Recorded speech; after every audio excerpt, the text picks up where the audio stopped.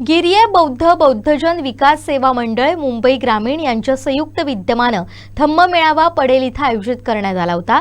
याला भारतरत्न डॉक्टर बाबासाहेब आंबेडकर यांचे नातू भीमराव आंबेडकर यांची विशेष उपस्थिती लाभली। या धम्म मेळाव्यादरम्यान उपस्थित त्यांना माजी राज्यमंत्री विजयदुर्ग भाईगिरकर यांनी देखील संबोधित करत गिर्ये गावातून कशा पद्धतीने हा कार्यक्रम साजरा केला जातो याची माहिती उपस्थितांना दिली। या धम्म मेळाव्यादरम्यान पालकमंत्री नितेश राणे यांचा देखील सत्कार करण्यात आला। या मेळाव्यादरम्यान गिर्ये गावातील 3 महिलांना सोने चांदी देखील वाटप करण्यात आलं। 7 फूट उंचीच्या बुद्ध विहारामध्ये नव्याने बसवलेल्या मूर्तीची प्राण प्रतिष्ठा उपस्थित भिक्खू यांच्या हस्ते बुद्ध विहारामध्ये करण्यात आली। यावेळी देवगड तहसीलदार रमेश पवार, जिल्हा परिषद सदस्य संजय बोमडी, पंचायत समिती सदस्य रवींद्र तिर्लोटकर तसेच पंचक्रोशीतील ग्रामस्थ नागरिक मोठ्या संख्येने उपस्थित होते। त्या 7 फुटी मूर्तीचा अनावरण समारंभ आज आपल्याला बोलवलं होतं, परंतु आपला विमान लेट झाला आम्हाला कळलं। भीमराव आंबेडकर यांच्या उपस्थितीत केलेला आहे आणि त्याच्यानंतर त्याची प्राण प्रतिष्ठा आहे। हे 6 भंते जे आले होते आणि त्यांनी त्या अगोदरच्या मूर्त्या आणि विशेषतः ह्या मूर्तीमध्ये प्राण प्रतिष्ठेचा कार्यक्रम आज पार पडला आणि विशेषतः म्हणजे जी भीमरावांनाही आनंद झाला की आमचं संपूर्ण गाव मिळून हा कार्यक्रम केला। संपूर्ण गाव, गिर्ये गाव, जेवढे आम्ही 12 बलुतेदार आहोत या सर्व एकत्र आले का गावाच्या वतीने सगळ्यांना भोजन दानाचा कार्यक्रम झाला। या कार्यक्रमात आज ज्यावेळी भीमराव आमच्या वाडीत आले होते आणि त्यांनी हे कार्यक्रम जे पूजापाठ करताना ते आले, त्यांनी त्या ठिकाणी मार्गदर्शन केलं, परंतु त्यांना आनंद याचा झाला की आमच्या वाडीतले घाडी पुजारे जे जे आहेत सगळे 12 बलुतेदार, त्या कुमार तेली सुतार सगळे आले होते प्रमुख आणि त्यांनी भीमराव आंबेडकरांना त्या ठिकाणी भीमराव आंबेडकरांचा सत्कार केला। ते म्हणाले की आम्ही बाबासाहेबांना पाहिलं नाही, पण बाबासाहेबांचे नातू डॉक्टर भीमराव यशवंतराव आंबेडकर आले, यामुळे आमचं गाव धन्य झालेलं आहे, पुण्य झालेलं आहे। आणि भीमरावांच्या हस्ते आम्ही त्या सर्व आमचे मानकरी त्यांचाही त्या ठिकाणी मग सत्कार केला। सर्वांचं भीमरावांनी मला इथे सत्कार केला, त्या सर्व मानकऱ्यांचा केला। गेल्या 52 वर्षामध्ये 1975 साली आम्ही बुद्धविहार बांधलं आणि त्या बुद्धविहाराला गेल्या वर्षी 50 वर्ष झाली, आता 51 वर्ष झाले आणि विशेषतः या बुद्धविहारामध्ये 1992 पासून रोज बुद्ध वंदना होते।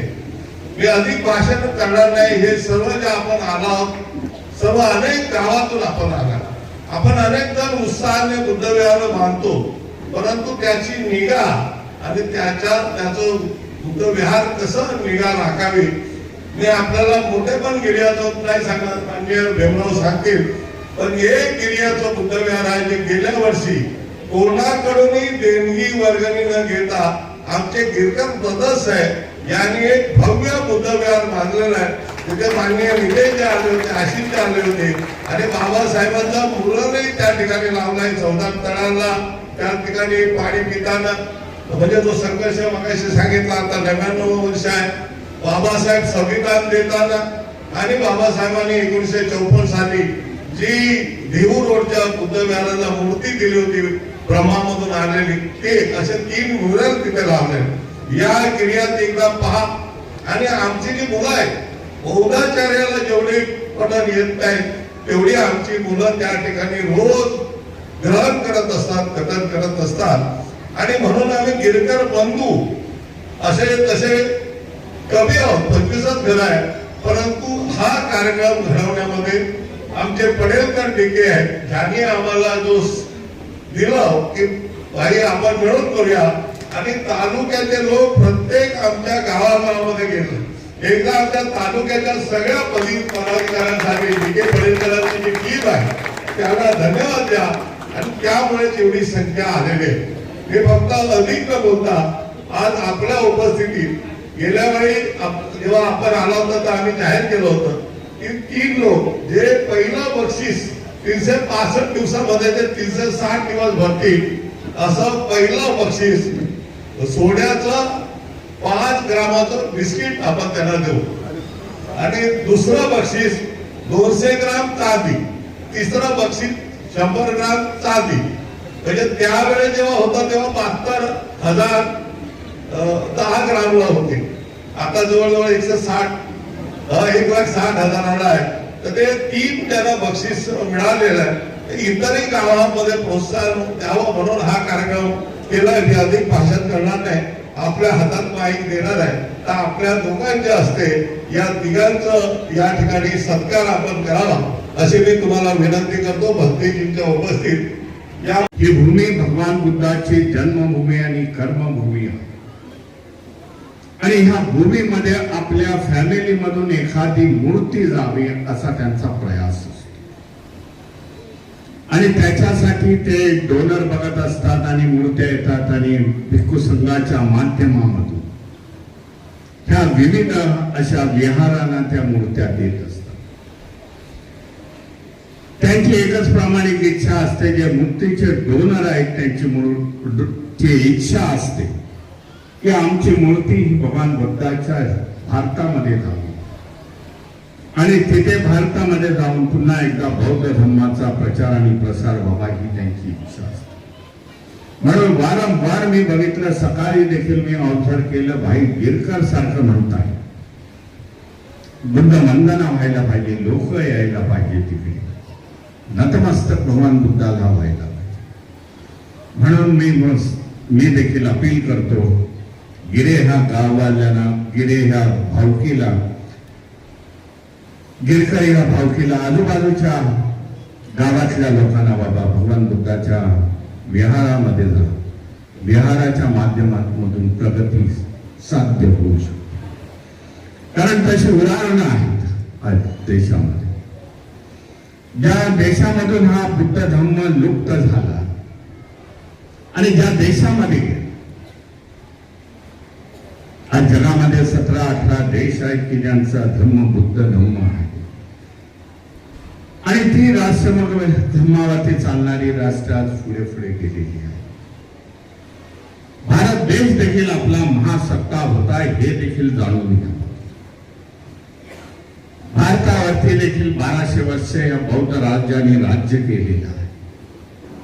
तेव्हा हा महासत्ता होता हा देश, म्हणजे सम्राट अशोकाचा काळ, चंद्रगुप्ताचा काळ. चंद्रगुप्ताबद्दल जर सांगायचं झालं आपल्याला, प्युअरली मी धार्मिक बोललो. चंद्रगुप्ताबद्दल जर सांगायचं झालं, सम्राट अशोकाचे वडील म्हणणं होत आहे. अलेक्झांडर द ग्रेट हा जग जिंकायला आला होता, आपण वाचलं असाल. आणि त्या काळामध्ये अलेक्झांडर येऊन हा बॉर्डरवरती, इंडियाच्या बॉर्डरवरती थांबलेला आहे, भारताच्या बॉर्डरवरती थांबलेला आहे. भारत हा खूप मोठा होता. ग्रीक पर्यंत, अशोकाच्या काळामध्ये ग्रीक पर्यंत यांची बाउंड्री होती, सीमा होत्या. नेपाळ, भूतान, म्यानमार हे सगळे त्या देश भारतामध्ये होते. तेव्हा अलेक्झांडरने युद्धाचा प्रयत्न करण्याचा, युद्ध करण्याचा प्रयत्न केला. चंद्रगुप्त मौर्याशी, पण तो यशस्वी झाला नाही. तो निराश होऊन पुन्हा अलेक्झांडर आपल्या ग्रीक मध्ये निघून गेलेला. एवढा महासत्ता हा देश होता. त्याच्यानंतर सम्राट अशोक आहे. सम्राट अशोकाचा इतिहास आपण जाणतोय. भारतीय बौद्ध महासभेने याच्या पुढे सांगितले. मी देखील धम्म मेळाव्यात सम्राट अशोकाची प्रतिमा लावलेली आहे. सम्राट अशोकाचा इतिहास हा देशाचा गौरवशाली इतिहास आहे. म्हणून हा इतिहास जो दडपलेला इतिहास आहे त्याला वरती काढणं, त्याला लोकांच्या समोर नेणं, हे मी समजतो भारतीय बौद्ध महासभेचं कार्य आहे, कर्तव्य आहे. बाबा हा सम्राट जो सम्राटाचा सम्राट, ज्याने आपल्या शस्त्रांनी क्रांती या देशामध्ये केली, त्याच्या सीमा ग्रीकापर्यंत, ग्रीक राज्यापर्यंत त्यांनी वाढवलं. देश एकसंघ होता त्या काळामध्ये. शस्त्र त्यांनी खाली टाकली कलिंगाच्या युद्धानंतर आणि देशामध्ये धम्मक्रांती केली. भगवान गौतम बुद्धाचे विचार घेऊन त्यांनी जगभराचा प्रयत्न केलेला आहे. अशा सम्राटाचा इतिहास लोकांच्या समोर यावा हा उद्देश आहे. बौद्ध धर्माचा प्रचार आणि प्रसार करत असताना ही विषमता आहे, ती विषमता कमी व्हावी या देशात, समता या देशामध्ये स्थापित व्हावी, भाईचारा निर्माण व्हावा, भगवान गौतम बुद्धाच्या शिकवणीच्या नंतर भारत निर्माण व्हावा, हा प्रामाणिक असा आमचा अजेंडा आहे. तो आज आम्ही राबवतो येत नाही. परंतु आपल्याला जरा दोन गोष्टी सांगू इच्छितो. नितेशजी राणेजी देखील इथे बसलेले आहेत, पालकमंत्री आहेत, सिंधुदुर्गाचे मोठे, मंत्रिमंडळामध्ये त्यांचं स्थान उच्च आहे. असं जे आज महाराष्ट्रामध्ये ABCD जे सुरुवात झाली, वर्गीकरण, रिझर्वेशन इन रिझर्वेशन, ज्याला आपण मराठीमध्ये वर्गीकरण म्हणतो, ते वर्गीकरणाची देखील प्रक्रिया महाराष्ट्रामध्ये नोटिफिकेशनच्या माध्यमातून सुरुवात झाली. आज ऑब्जेक्शन 30 तारखेपर्यंत ऑब्जेक्शन्स होते. आम्ही लाखोच्या संख्येने ऑब्जेक्शन ईमेल मधून टाकलेले आहेत. बाबा हे महाराष्ट्रामध्ये व्हायला नाही पाहिजे, कारण महाराष्ट्र हा प्रगत महाराष्ट्र, महाराष्ट्राच्या महापुरुषाच्या विचारावरती हा देश चालतो. मग छत्रपती शिवराय असतील, बाबासाहेब आहेत, महात्मा ज्योतिबा फुले आहेत, सावित्रीबाई फुले आहेत, साहूजी महाराज आहेत. देशाच्या कानाकोपऱ्यामध्ये गेला. महाराष्ट्रातल्या जनतेला माहिती नाही, मी देशाभरामध्ये असतो, परंतु महात्मा ज्योतिबा फुलेला मानणारा खूप मोठा समाज या देशामध्ये, महाराष्ट्रामध्ये नसतील तेवढा त्यांना अभिमान आहे. जे मोर्या समाज आहे उत्तर प्रदेश मध्ये, ज्यांची करोडोची संख्या, कुशवा समाज आहे, सैनी समाज है, हम महात्मा ज्योतिबा फुले के वारस है. ज्योतिबा फुले की हम लोग विचारधारा चलाते हैं, बाबा साहब और ज्योतिबा फुले की विचारधारा. अशा ह्या महाराष्ट्राच्या महापुरुषांवरती हा देश चालू आहे. मी पुन्हा एकदा आपल्याला सांगतो, कुठल्याही महापुरुषाला मी कुठल्याही टेरिटरीमध्ये, कुठल्याही राज्यामध्ये, कुठल्याही भाषेमध्ये, कुठल्याही जाती धर्मामध्ये मी बांधू इच्छित नाही. हा महापुरुष संपूर्ण देशाभराचा असतो. म्हणून या महापुरुषाच्या महाराष्ट्रामध्ये ABCD जे रिझर्वेशन इन रिझर्वेशन येत आहे, त्याला आमचा विरोध आहे. जे 13% आज रिझर्वेशन शेड्यूल कास्ट न मिळतं, 59 जाती आहे. त्या 59 जातींना प्रत्येकाला तसा अभ्यास करून बाबा ते रिझर्वेशन कॉम्पिटेटिव्ह एक्झाम देऊन आपली सीट रिझर्व करू शकतो. परंतु रिझर्वेशन मध्ये ना बौद्धांचा फायदा होणार, ना मातंग समाजाचा फायदा होणार, ना चर्मकार समाजाचा फायदा होणार. ही गोष्ट हाणून पाडण्यासाठी मी राणेजींना तसं मी सांगतो की आपल्या कॅबिनेट मीटिंग मध्ये बाबा हा विषय उचल, समाजामध्ये दुही निर्माण होण्याचा हा प्रयत्न आहे. जे कर्नाटकामध्ये झालं, कर्नाटकामध्ये हाणून पाडण्यात आलं, कारण ह्याच्यामुळे समाज दुभगल्या जातोय. समाज एकत्र आणण्याचा संदेश महापुरुषांनी दिलेला. तुम्ही आता पुन्हा एकदा मागे जाण्याचा प्रयत्न करताय, ह्याचा आम्ही बाबा ह्याला आम्ही विरोध करत आहोत. दुसरी एक गोष्ट आपल्याला सांगू शकतो की येणाऱ्या काळामध्ये जनगणना होणार आहे. 2027 ला पर्सन टू पर्सन वैयक्तिकरित्या जनगणना, 26 ला जी जनगणना होणार आहे, 2026 म्हणजे ह्या वर्षामध्ये, ज्याची सुरुवात 15 मे पासून सुरुवात होणार आहे. तेथे आपल्याला प्रॉपर्टीची जनगणना होणार आहे. म्हणजे आपलं घर आहे, आपलं कुटुंब प्रमुख कोण आहे, आणि त्याच्यानंतर त्याच्यामध्ये आम्ही भारतीय बौद्ध महासभेने देखील आम्ही सांगितलेलं आहे, जातीच्या कॉलममध्ये, धर्माच्या कॉलममध्ये मी पाली भाषेचा उपयोग वगैरे करावा. धर्माच्या कॉलममध्ये बौद्ध द्या, जातीच्या कॉलममध्ये ज्या जातीमधून आलाय, महार जातीतून आलाय, मातंगामधून आलाय, चर्मकार मधून आलाय, ती लिहिणं गरजेचं. पाली लिहा. पाली ही पूर्वजांची आपली भाषा आहे. बौद्ध धर्माचं त्रिपिटक हे संपूर्ण पाली भाषेमध्ये. ह्या 3 गोष्टीचे आम्ही लोकांना उद्बोधन करतोय की करणं गरजेचं आहे. काही लोकांनी जर म्हणले आम्ही बौद्ध धर्मामध्ये जाती कुठे आहेत, परंतु ही रिक्वायरमेंट संविधानाची आहे. जर तुम्ही लिहिलं नाही तर आपल्या शेड्यूल कास्टची संख्या त्या कॉलम मध्ये कमी झाली तर समाज कल्याणचा जो 12,000 कोटीचा फंड आहे तो फंड कमी होईल. आणि त्याच्यामध्ये जे काय आज पालकमंत्र्यांच्या माध्यमातून जो फंड येतो, समाज कल्याण खात्याचा फंड येतो, शाळेच्या निर्मितीसाठी फंड येतो, वैमानिक होण्यासाठी फंड आहे, विदेशामध्ये जाणाऱ्या विद्यार्थ्यांसाठी 20 लाखाचा फंड आहे, हा कमी होऊन समाजाची अधोगती सुरुवात होऊ शकते.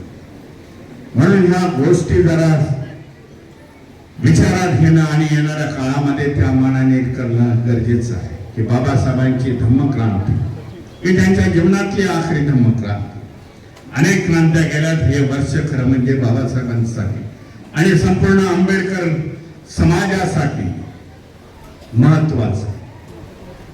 कारण 100 वर्ष होत आहेत मार्चच्या 14 तारखेचा पाणी ग्रहण सत्याग्रहाला, की जे बाबासाहेबांनी 1927 ला सुरुवात केली.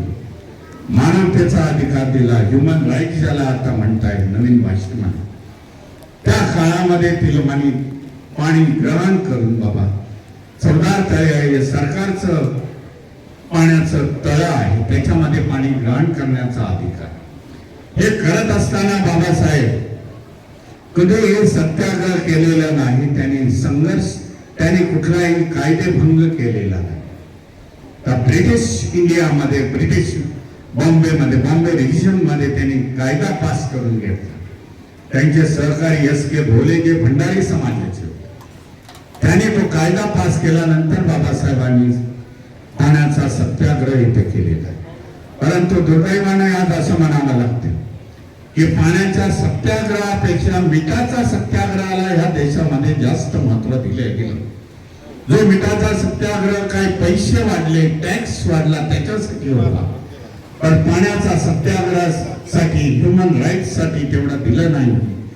आज ते वर्ष महत्वाचं आहे. संत सैनिक दलाला 100 वर्ष होत आहे, त्याच्यासाठी महत्वाचं आहे.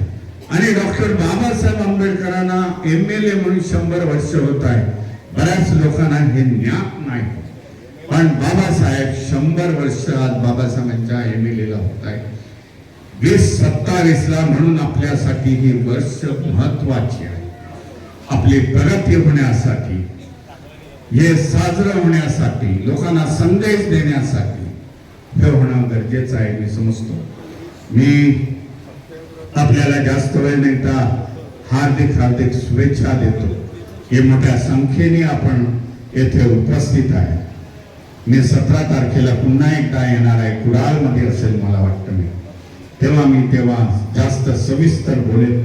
आज आम्हाला जाण्याची घाई आहे, नितेशजी राणी यांना देखील आहे. मला 4ची गाडी पकडून मुंबईला निघायचं आहे. आपल्या सगळ्यांना धन्यवाद.